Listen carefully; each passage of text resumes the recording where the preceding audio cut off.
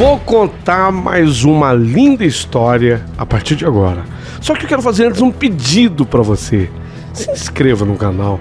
É um gesto tão simples para você e tão significativo para o canal. Entra no canal, se inscreva, curta, põe o teu joinha, acione o sininho. Para nós isso é muito importante. O canal ganha força e muito mais histórias a serem contadas. Por favor, se inscreva no canal. Agora, prepara o coração, porque a história de hoje é linda.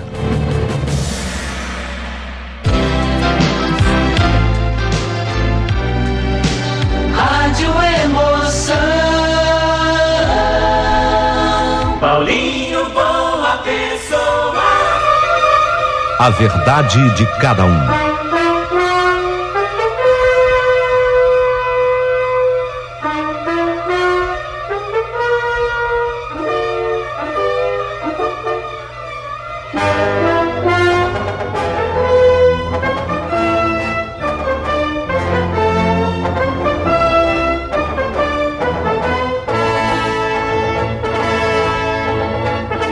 Estava esperando? Se encontrou. Essa é a terceira parte. A terceira parte dessa história lindíssima, belíssima. E a esperança dormia. A esperança dormia. Será que chegou o momento da esperança finalmente acordar? Terceira parte, no ar.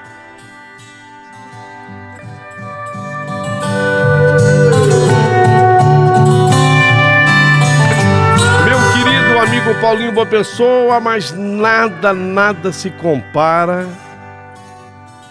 àquele momento que quando ela parou, sabe?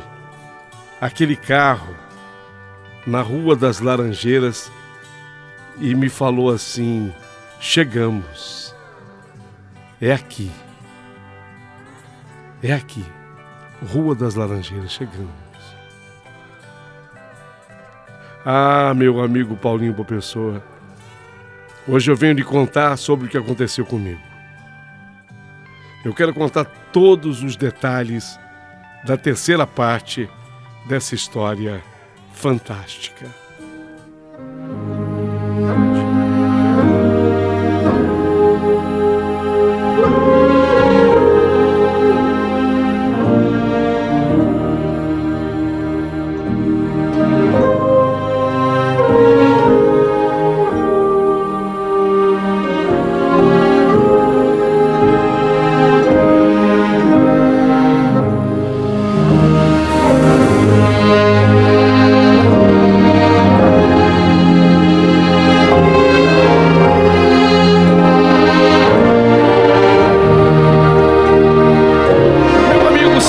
A minha mãe, ela me cobrava, sabe, se eu havia tido algum outro novo contato com a promotora Silmara, lá do Rio de Janeiro. Eu confesso a você que eu respondia até com uma certa rispidez para a mamãe. Não que eu fosse mal educada, mas era uma maneira encontrada por mim para não criar falsas esperanças na minha mãe. Exemplo: mãe, ela não ligou não, mãe, e se não ligou, mãe, é porque não há nada. Sabe o que é, mãe? Deve ter sido apenas uma pessoa parecida comigo, assim como tem milhões no mundo, sabe? A conversa terminava exatamente assim. Mas, 33 dias depois do contato com a doutora Silmara, ela finalmente me ligou.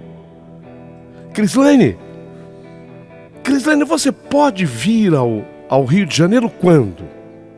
Nossa, quando ela disse assim, o meu coração disparou. Perdi até a voz. Eu ir pro Rio? Sim, Crislane. Você disse que não conhece ainda a cidade maravilhosa? Talvez seja uma boa hora para fazê-lo. É verdade, tem razão. Eu vou falar com meu companheiro, eu vou falar com o Guilherme, e ele com certeza ele vai me levar. Mas a minha ida ao Rio tem a ver com aquela nossa conversa? Lógico que tem, Crislane. Mas eu não quero que você crie falsas esperanças.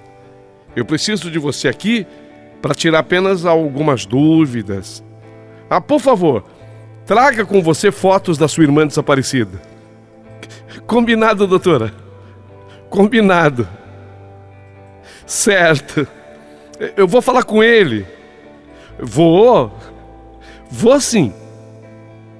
Verdade seja dita. Ela era uma promotora de justiça, mulher acostumada com investigações. Não estaria me convocando a ir ao Rio de Janeiro à toa.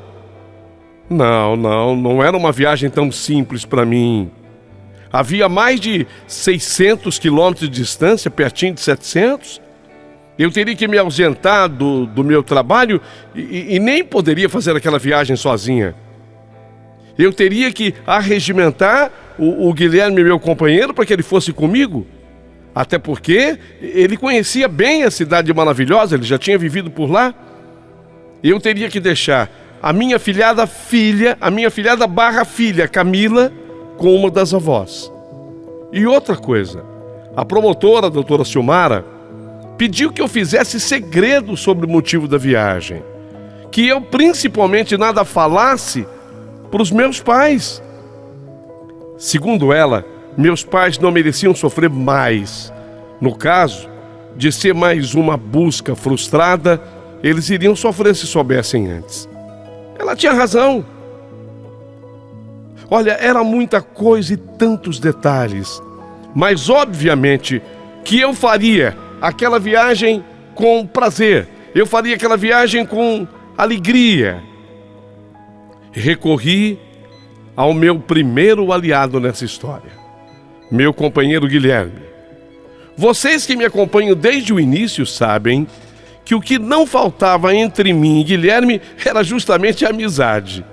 Antes do grande amor que nos unia, vinha uma imensa e linda amizade.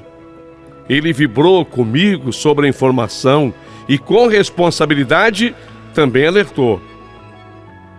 Laine, vamos sim ao Rio de Janeiro. Mas, por favor, olha, não fica aí alimentando falsas expectativas, pelo amor de Deus. De repente é só um alarme falso. Mas, como sempre, Laine, nós vamos. Eu vou te levar lá. Eu estou do seu lado, meu amor. Pode confiar em mim. Combinamos que só eu e ele deveríamos saber do verdadeiro motivo da viagem ao Rio.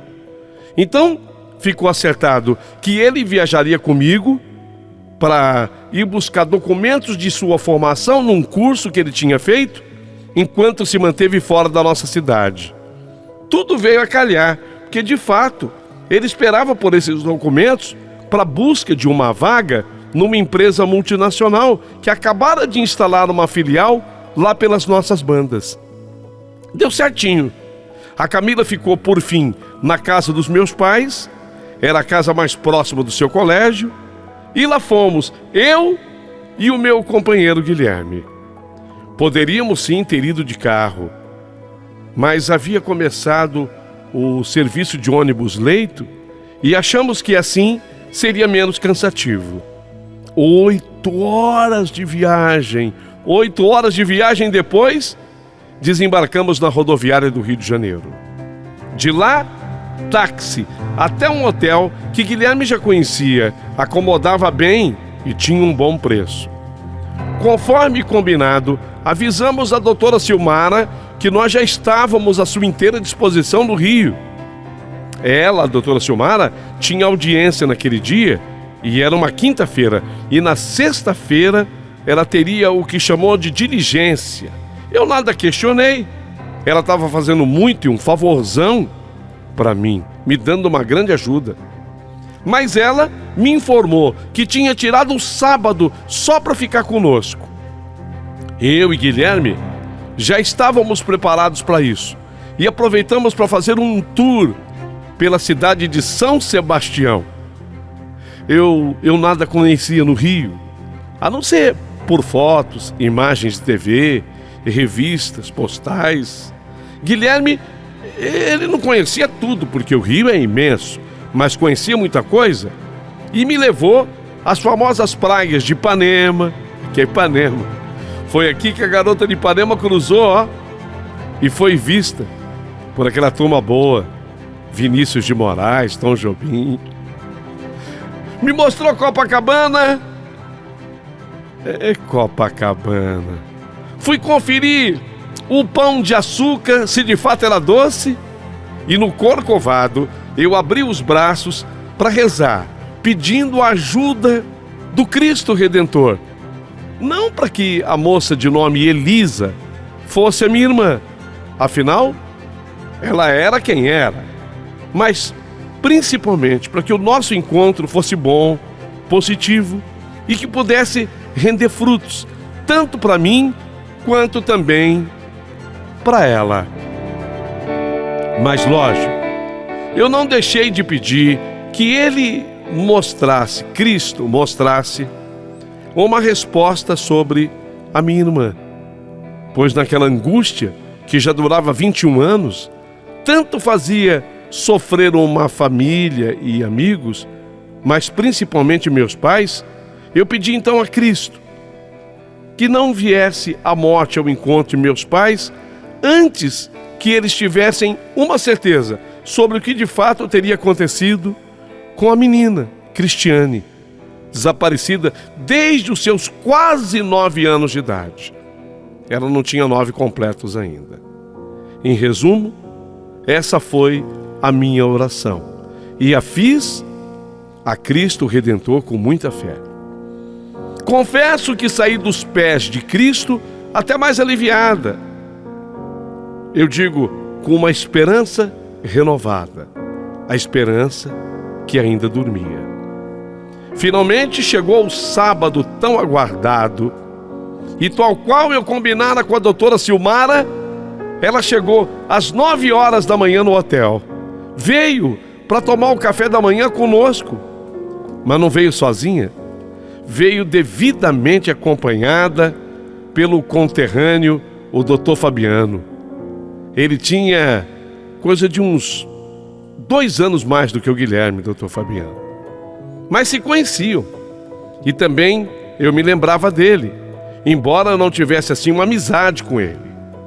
Mas era uma pessoa familiar da nossa cidade e isso já ajudava muita coisa. Nesse momento, ficou claro que não havia apenas uma amizade entre a doutora Silmara e o doutor Fabiano. Eles formavam claramente um casal. Mas ainda em vias de se assumirem um compromisso, explica-se, a doutora Silmara ainda não havia assinado o seu divórcio. É aquela velha história, né? Casa de ferreiro, espeto de pau. Mas isso era o particular deles, e eu não quero e nem devo me meter. Na mesa do café da manhã, tanto a doutora Silmara quanto o doutor Fabiano falaram de forma que até parecia combinada. Eles dividiam os tópicos, mostrando um grande entrosamento entre os dois. Mas o principal vem agora.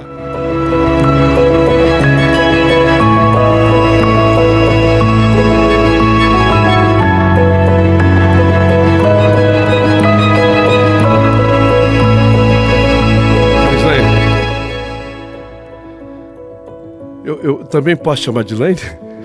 Pode. Meu nome é grande, né? Crislane. Tá. Quando eu vou variar um pouquinho, tá? Vou te chamar de Crislane e posso estar autorizado a te chamar de Lane? Lógico, doutora. Lane, é o seguinte. A escrivã que eu conheço, presta atenção. Nossa, eu nunca tive tão atenta, doutora. Então, a escrivã que eu conheço e que eu acho muito parecida com você, ela... Bom, antes deixa eu lembrar, eu falei pra você, né, Elaine, que eu sou uma ótima fisionomista. Aliás, foi isso sempre que me direcionou para a minha profissão. Meu avô ficava impressionado comigo. Eu vi um amigo dele num bar lotado de gente aqui no Rio, vi uma única vez. E se depois eu visse esse mesmo amigo do vovô a quase um quarteirão de distância, eu falava, vovô, olha lá o teu amigo. E ele não acreditava. Ele não acreditava. Mas quando se aproximava da pessoa, bingo, era mesmo amigo dele. Então o vovô brincava comigo: Silmara, você tem que trabalhar como investigadora. Não existe fisionomista igual a você, Silmara. Eu nunca vi. Eu acho até que isso é espiritual, dizia o meu avô. Eu nunca vi uma pessoa para guardar a fisionomia da outra como você. Você vê a pessoa meia vez e se lembra dela uma vida inteira. Eu acho que é meio espiritual isso. Você tem que ser investigadora. Então, Lene, o vovô sempre me falava isso. E eu fui acreditando. E eu enfiei na cabeça que eu queria ser a tal investigadora que ele tanto falava. Estudei e fiquei sabendo que o que mais me aproximava do que ele falou era ser promotora de justiça. Estou lhe dizendo isso, Crislaine, para justificar quando eu a vi saindo daquele cemitério.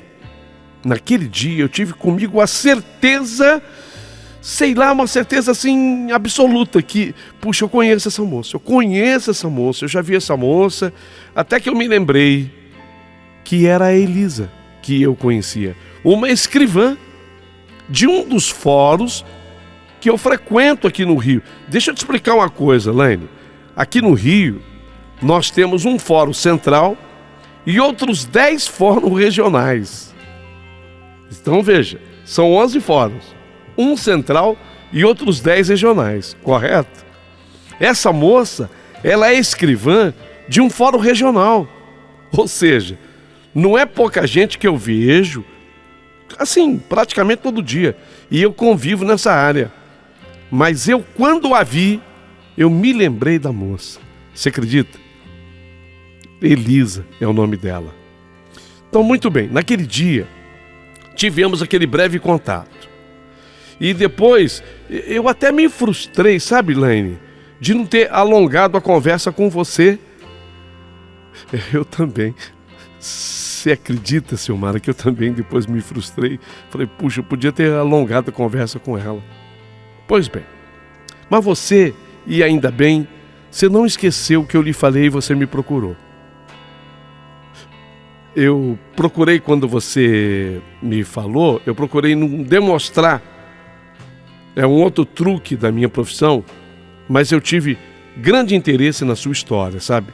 Embora eu não tenha demonstrado na hora, porque em verdade eu sou promotora de justiça 24 horas do dia. E qualquer pista, por menor que ela seja, por mais boba que pareça, é uma pista e tem que ser investigada. Exemplo, se você perder uma bala de morango e vira uma formiga perdida, aquela formiga interessa. É assim que eu trabalho, sabe? É assim que eu penso. Por essa razão, no próximo encontro com a Elisa, eu marquei um papo com ela. Ela até se assustou. Doutora, a senhora quer conversar comigo, mas eu sou suspeita de algum crime? Ela me perguntou. Eu dei risada e respondi que muito pelo contrário. Eu queria ser um pouco mais amiga dela e queria trocar umas ideias com a Elisa. Ela foi super receptiva e eu fiz a pergunta fundamental, Laine, para ela. A pergunta foi a seguinte: Elisa, me responde, você é filha natural dos seus pais ou você é adotada? Perdão te fazer essa pergunta, eu sei que ela é muito íntima. Mas você só vai me responder se você quiser. Você é filha natural dos seus pais ou você é adotada? Só responda se você quiser, certo, Elisa? Nessa hora, sabe, Laine, ela me olhou séria mesmo. E depois de um certo tempo ela me respondeu: doutora Silmara, nesse tocante a minha história é um pouquinho complicada.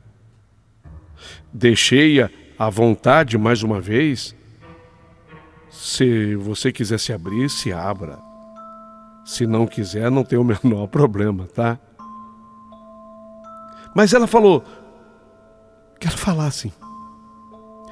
Quero falar sim, doutora Silmara. Pois então, Elisa, pode falar, eu tô pronta para te ouvir. E foi aí que ela me falou, Lane.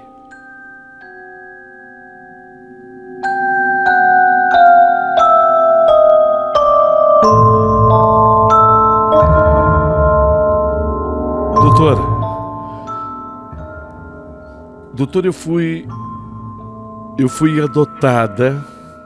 Eu fui adotada por uma enfermeira de nome Elizabeth. Cheguei no hospital em que a Elizabeth trabalhava, mais morta do que viva. Foi assim, doutora Silmara. Me encontraram nua no mato e toda estropiada, ferida, com sinais profundos de sevícias. Eu fui brutalmente, sabe? A senhora está me entendendo? Estou te entendendo, sim. E depois disso eu fui atirada ao relento, à beira de uma estrada vicinal. Quem me encontrou, doutora, foi uma cadelinha. Uma cadelinha encontrou meu corpo e sobre ele, a cadelinha começou a latir, chamando a atenção de sua dona, uma senhora que morava num sítio nas proximidades do local. Essa senhora, a dona da cachorrinha, foi atrás do cãozinho e me encontrou. Só que essa mulher, quando ela me viu, ela achou que eu estivesse morta. Porque eu estava como morta. Mas ela correu em busca de ajuda. Um senhor que vinha de trator puxando uma carreta parou e me colocou deitada na carreta. A senhora do sítio veio junto até um pequeno hospital daquele lugar. Mas o tempo todo ela vinha acreditando que eu já estava morta. Eu não me movia, não me mexia. Parecia que eu não respirava. No hospital constataram que eu ainda vivia. E lá me reanimaram. Mas diante da gravidade dos meus ferimentos, eles entenderam que eu morreria minutos depois. E praticamente ficaram esperando que isso acontecesse, que isso ocorresse. Nessa hora, a senhora vê o que é a vida, doutora Silmara. Observe o que é a vida. Nessa hora, uma enfermeira de nome Elizabeth chegou nesse hospital acompanhando uma ambulância. A Elizabeth não era desse hospital. Ela tinha ido lá, à pequena cidade onde eu me encontrava, para levar um senhor, um homem rico, um fazendeiro do lugar, que passou a ter uma vida vegetativa, esse fazendeiro. Como para esse senhor não havia mais esperanças de uma melhora, ela veio trazê-lo até sua residência, onde praticamente foi montado um quarto de hospital para ele. O senhor em questão deveria passar os seus últimos momentos naquele quarto. Mas ela, a enfermeira Elizabeth, ela passou no pequeno hospital para orientar o pessoal lá do hospital sobre procedimentos com esse senhor. No caso de uma emergência, como é que deveriam agir com ele, especialmente no uso de oxigênio. Então, ela, quando chegou no hospital, essa enfermeira de nome Elizabeth, ela me viu. Ela me viu e queria saber o que tinha acontecido comigo. Mas as informações eram escassas. Então, Elizabeth, a enfermeira, sentiu no coração de tomar uma decisão. A ambulância de UTI voltaria vazia. E ela resolveu me trazer nessa ambulância. Era uma tentativa de salvar minha vida. Para isso, a enfermeira Elizabeth, ela teve que contar com a ajuda do motorista da ambulância, que não podia jamais dizer que levaram de volta um paciente, porque esse tipo de viagem custa caríssimo. numa ambulância UTI. E, obviamente, não havia um tostão nessa história. Fui então acomodada na ambulância e ela ligou em mim tudo que podia ligar para monitoração e manutenção de sinais vitais. A ambulância, na verdade, tinha mais recursos do que o hospital onde eu estava.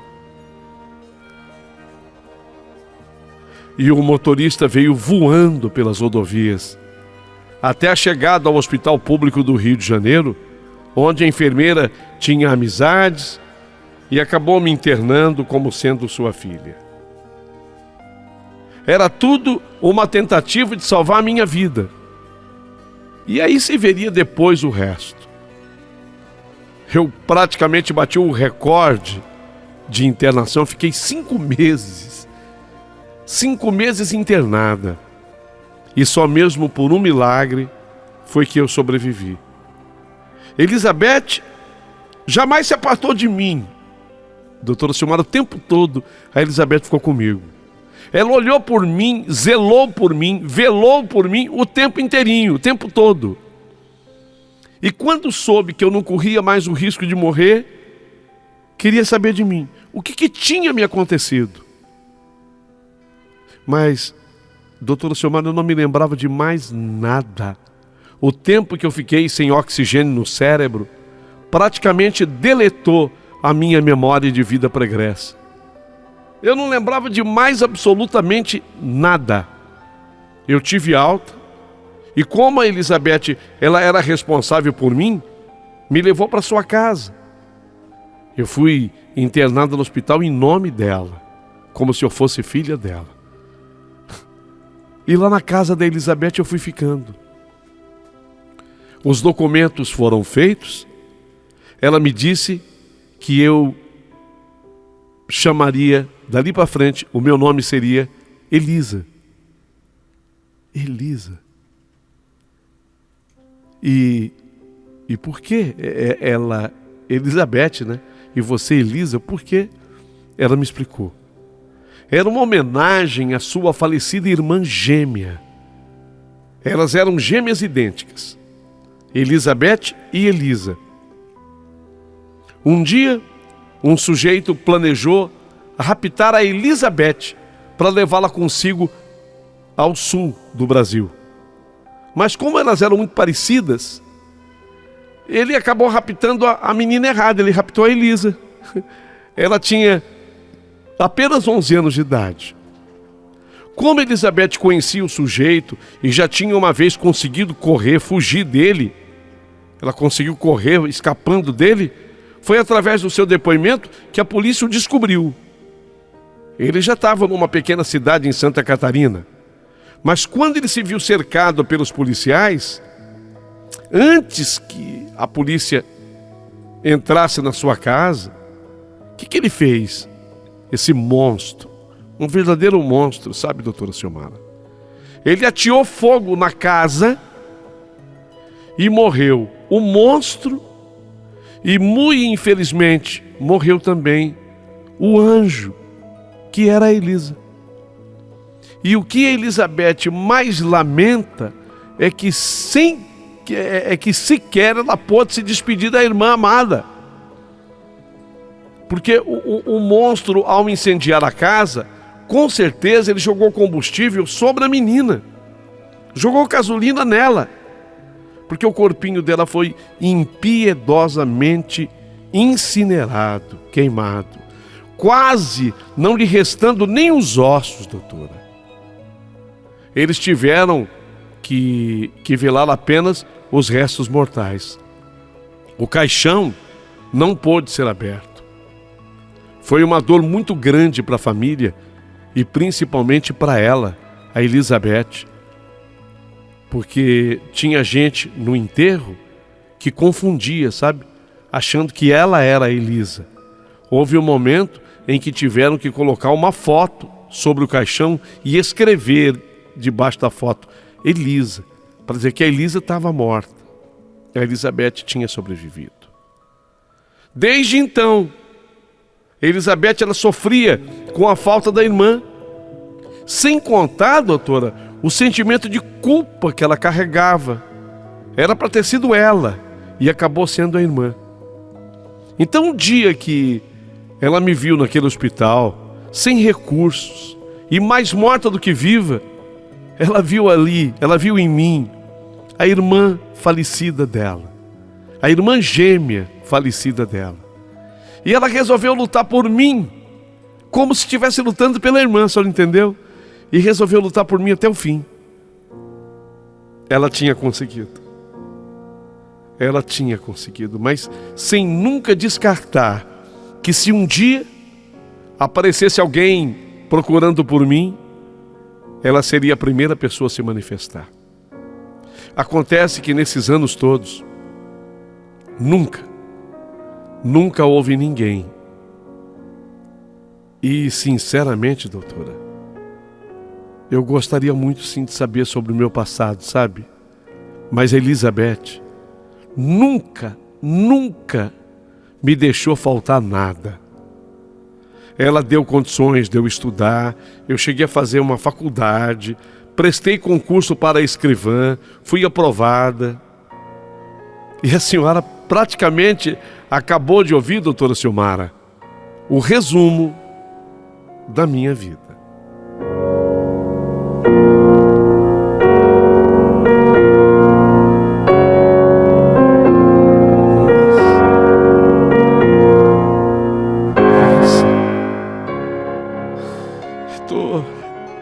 Eu tô chorando, doutor. Eu tô chorando porque a história da Elisa, ela se encaixa assim, se encaixa muito bem, assim, quase que totalmente na história da minha irmã, só não acha. Foi aí que ela me falou: tem mais, Crislaine. Somando-se a isso, a aparência física com você. Sim, eu acho que há uma chance. Vamos encará-la como mínima. A chance, nós vamos encarar como mínima, mas que há. O que me desanima, o que desanima um pouquinho, é que o lugar onde ela foi encontrada, lá no hospital que ela estava, nada tem a ver com o lugar que você mora, foi no Mato Grosso.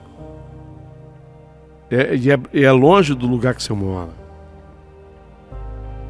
Mas eu tenho esperanças.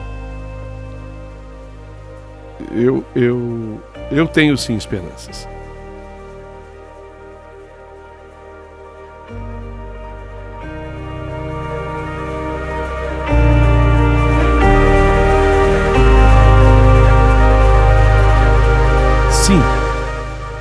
Sim, a esperança dormia. A esperança dormia, mas começava a despertar. A conversa foi muito positiva. Não apenas na minha avaliação, mas também na opinião do Guilherme, meu companheiro. Ele também ficou mais otimista. Dali, seguimos a um bairro na cidade do Rio, chamado Cosme Velho. Eu nunca tinha ouvido falar. O bairro Cosme Velho seria esse bairro onde morava a Elisa. A Elisa na companhia da Elizabeth, que ficou no lugar de mãe dela. Seguimos ao bairro de Cosme Velho. E não podia ser melhor. Esse bairro, ele ficava e fica, lógico, praticamente aos pés de Cristo Redentor, na encosta do Corcovado. É ali o bairro de Cosme Velho. Era lá que a Elisa nos esperava em sua casa com a sua mãe Elizabeth. Seguimos todos juntos, no mesmo carro. Doutora Silmara, ela foi dirigindo, doutor Fabiano, no banco do carona, Guilherme e eu, no banco de trás. Meu coração disparou. E ele parecia bater ainda mais rápido na medida em que nós nos aproximávamos da casa que ficava na Rua das Laranjeiras. Foi assim que eu abri a história de hoje. Rua das Laranjeiras. Era lá na Rua das Laranjeiras, Cosme Velho, que morava doutora, na verdade a enfermeira Elizabeth e a escrivã Elisa.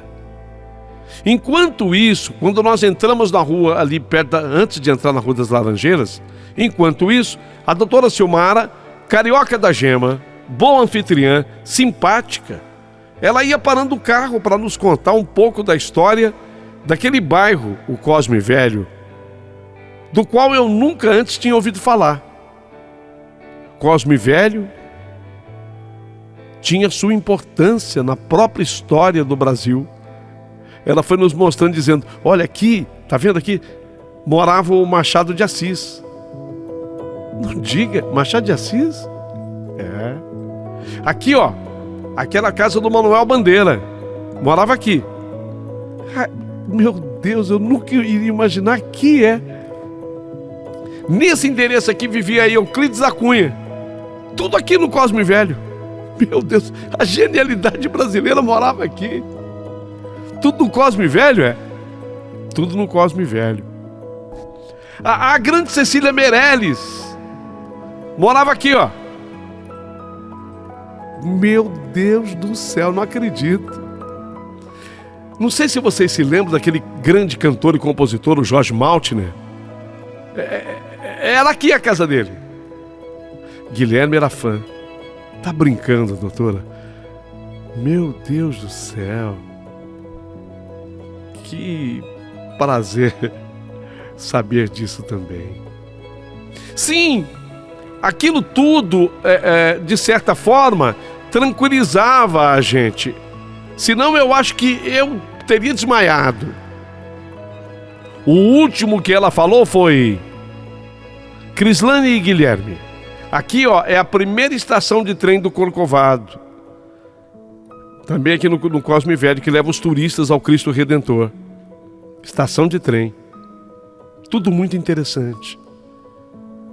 Mas nada se compara àquele momento. Quando ela parou na Rua das Laranjeiras, naquele número, Rua das Laranjeiras, naquele número, e falou: chegamos. É aqui.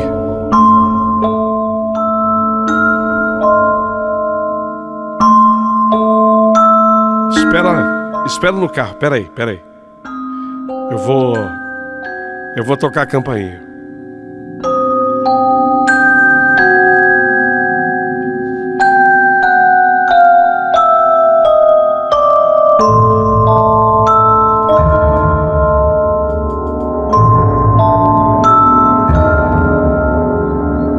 E amanhã nesse mesmo horário aqui nesse canal, a parte final mais surpreendente que eu já vi de uma história. Vou repetir. Amanhã, aqui neste canal, você vai ter a parte mais surpreendente que eu já vi de uma história. Se você tá ouvindo essa história, você sabe, ela tem a parte 1, tem a parte 2, tem a parte 3. O título dela: E a Esperança Dormia. Esperança Dormia. Tem 3 partes até aqui. Amanhã eu conto a parte final dessa história. Mas eu vou repetir e vocês vão me cobrar depois. Eu vou repetir e vocês vão me cobrar depois. É a parte mais surpreendente que eu já vi de uma história aqui no canal.